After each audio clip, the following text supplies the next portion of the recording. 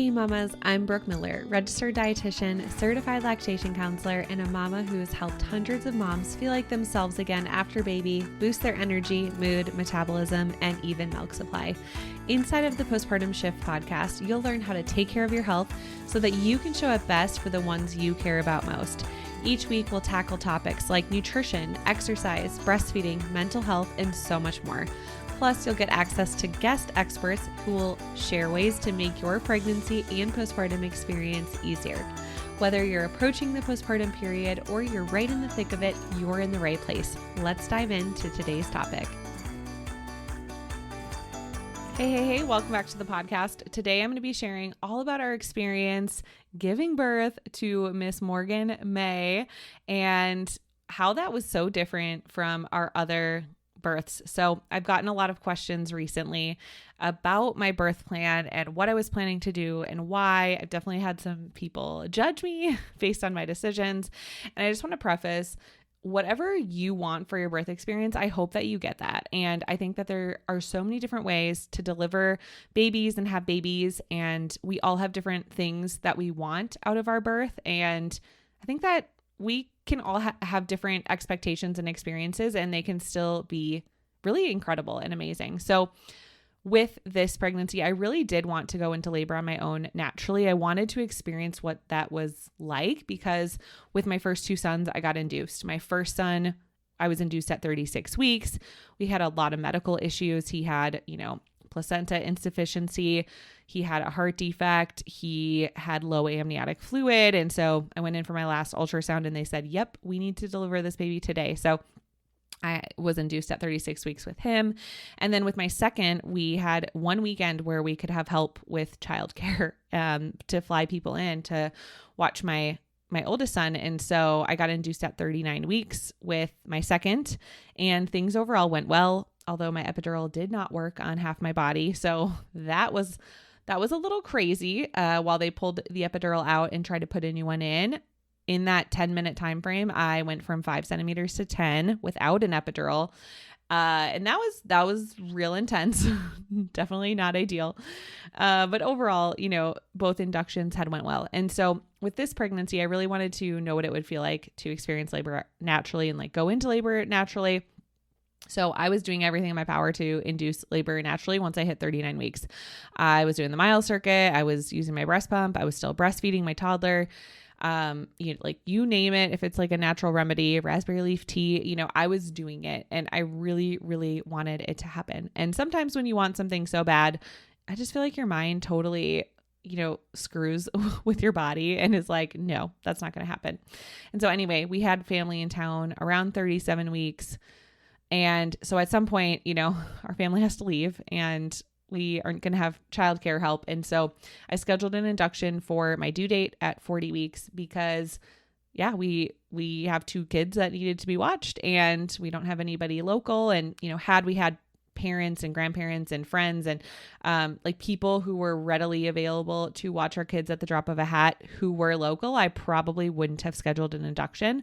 But I know that our situation is very similar to so many other moms I've spoken to where they have other kids and they don't have anybody that lives nearby that can watch, their other kids at the drop of a hat. And so, we did require some planning here. So anyway, I tried my best to go into labor naturally. It did not work, but I got a good night's sleep. And at 6 a.m., we rolled into the hospital and things went pretty smoothly. And I'll share some differences that we did with this induction versus my other ones and how it really did go smoother and faster this time around. And I do think that these things help. So with my other two inductions, we did Cervidil first, and that's basically this tape stuff that they put on your cervix to soften it and ripen it. With both of my sons, I was 0% effaced and 0% dilated 0 centimeters dilated when I came in. Whereas with this pregnancy, I had been dilated 1 and 30% effaced for weeks. And I had been having so many Braxton Hicks contractions for a while. I could feel that the baby was super low in my pelvis this time. And so I figured that labor would go faster this time around. And instead of doing Cervidil this time, I just did the oral pill, the Cytotec. And within 10 minutes of taking that pill, I was already having strong contractions.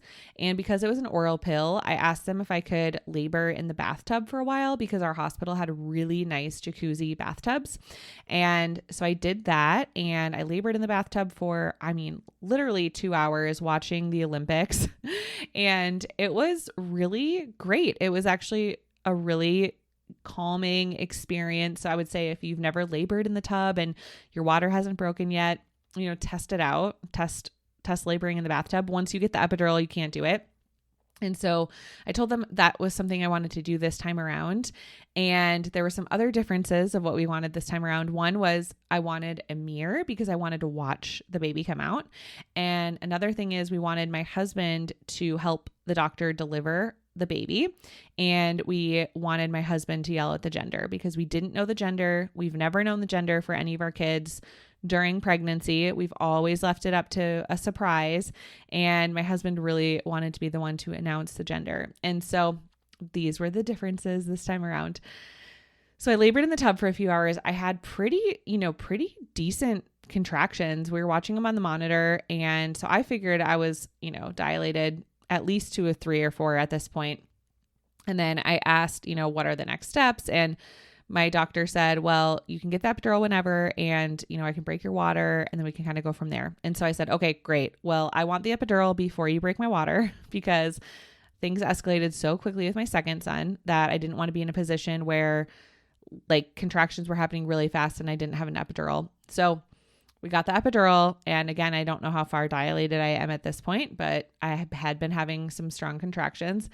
And so my doctor comes in, my epidural is good. It's placed. And she checks me and she's like, you're still at a 1. And I was like, are you kidding me? I have been laboring for 3 hours, strong contractions on the monitor. What do you mean I'm still at a 1? And so she's like, well, your cervix is definitely a lot softer. You're more effaced. You did make progress. And she manually dilated me to a 3, which I had the epidural, so I didn't feel it. And she's like, I'm going to break your water. And all of a sudden a gush came out. My husband's like, oh my gosh, that's so much water, which he had seen my water break 2 other times, but I don't know, this time apparently it was a bigger gush for him to see. And so we broke my water and we just wanted to see what my body would do at this point. And so we gave it an hour. My body wasn't, doing anything really consistent for contractions. So then we started a really low dose of Pitocin, and that was really all my body needed was a low dose of Pitocin. And my contractions started getting really regular. My husband and I were watching the Olympics. We were playing the office trivia. I won, which was actually really fun to kind of keep our minds busy. I was planning out my lunch or my dinner, I guess, because I knew what I wanted to eat after I gave birth. So we were planning out dinner orders. And then all of a sudden I hit an 8. And once I hit an 8, I was like, things are getting intense. Call the doctor. Baby's coming soon. Things are escalating quickly. And so they checked me. They're like, yep, you're at an 8. And I was like, yeah, I'm going to give birth real soon. I go fast. And within 20 minutes, I was already at a 10. We called the doctor in. We got my mirror. And I start pushing, and no joke, I think I pushed for 10 to 15 minutes. It was pretty fast. And with all of my kids, actually, I only pushed for 30 minutes or less with all of them. And once I hit the ring of fire and, her head was real big, I was dying from pain and I started crying, and her shoulder was a little bit in a weird position. So she kind of got stuck and I started crying, and I just remember yelling at my husband, why are you so calm? How are you so calm? It hurts. And so luckily they got her shoulder out really quick. Her shoulder's doing great now. There was no damage, nothing like that. But her shoulder was just kind of in a weird position and couldn't get out. And so once her shoulders came out, my husband grabbed her and pulled her out, and he stared for a while. He didn't want to screw up the gender and say the wrong thing. So he's staring and looking in different positions.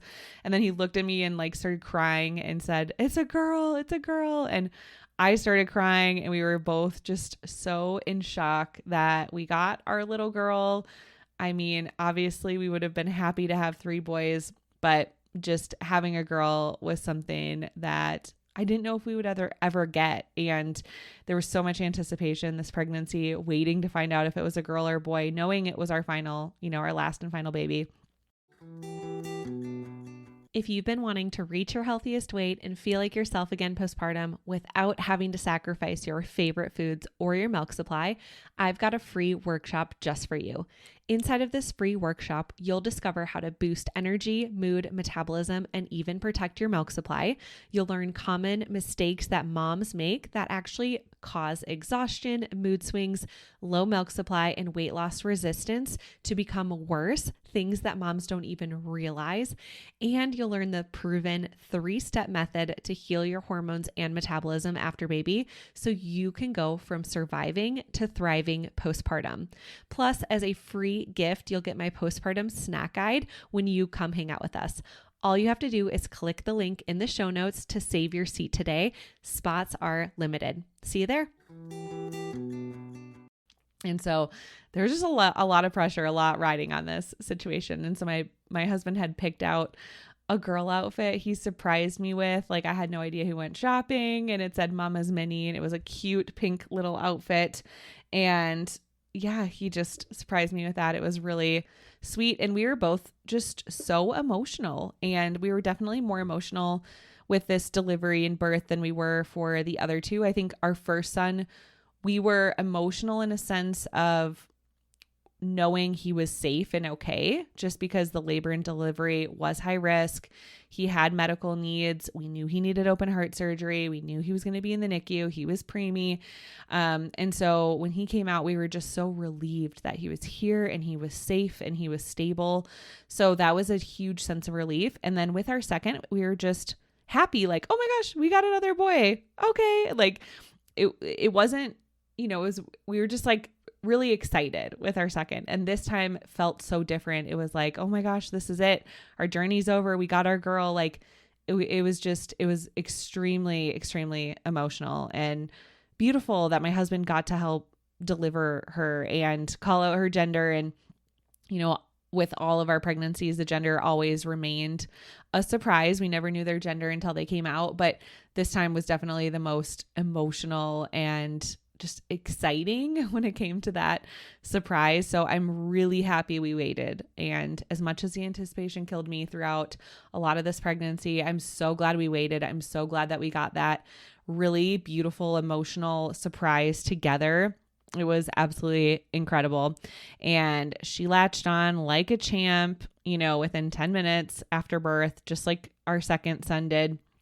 And she, has been breastfeeding great. My nipples are definitely a little sore just because she's been cluster feeding a little bit. But other than that, everything went really smoothly. And I know that so many moms, we have a plan for labor and delivery and birth and what we want things to look like. And a lot of times they don't necessarily go as planned. And even though I didn't get to go into labor on my own naturally, this was still such a beautiful experience, such a joyous experience. And so, maybe you're having a C-section or you had a C-section that wasn't what you wanted, or maybe you wanted a home birth or a birth center and your pregnancy became high risk and that was no longer an option. So just know that even if things don't go according to plan, that it can still be a really beautiful and amazing birth experience. And yeah, it was just completely incredible. So I'm so grateful she's here. I'm so grateful our family's complete. And yeah, after 6 years on this journey, it feels kind of surreal. I mean, we have been trying to conceive. We've been pregnant. We've lost 5 pregnancies. I've breastfed, both boys for 2 years. Like, I feel like I've just been either pregnant or tracking my ovulation and, being obsessive about that kind of stuff for 6 years. And so it feels really amazing and beautiful to like really close this chapter of our life and kind of move into this next phase of life together. So Sawyer is absolutely excited about his baby sister. He keeps walking around saying, my baby, and he's hugging her, he's kissing her, he's super gentle. He is obsessed with her, but he is also extremely jealous anytime she breastfeeds or has my attention. He has been throwing a lot more tantrums lately when I don't breastfeed him or when I don't give him, the attention that he wants. So he's yeah, so we're working on that. So that transition has been a little bit difficult, especially because he's trying to breastfeed before she breastfeeds. And I'm like, no, this is her only source of nutrition. You just downed, some chicken nuggets and pizza and milk and eggs and like all these foods. Like, buddy, you need to let your sister eat. So that has been a struggle. And I will record a podcast episode about tandem breastfeeding because I've gotten a million questions.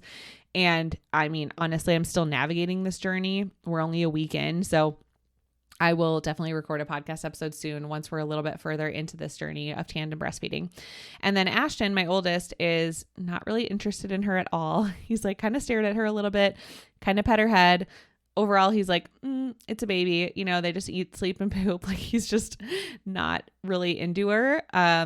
He just doesn't really notice that she's there, but he was also like that with Sawyer as a baby. And then once Sawyer started walking and talking and interacting with him and laughing, now those two boys are inseparable. They are best friends.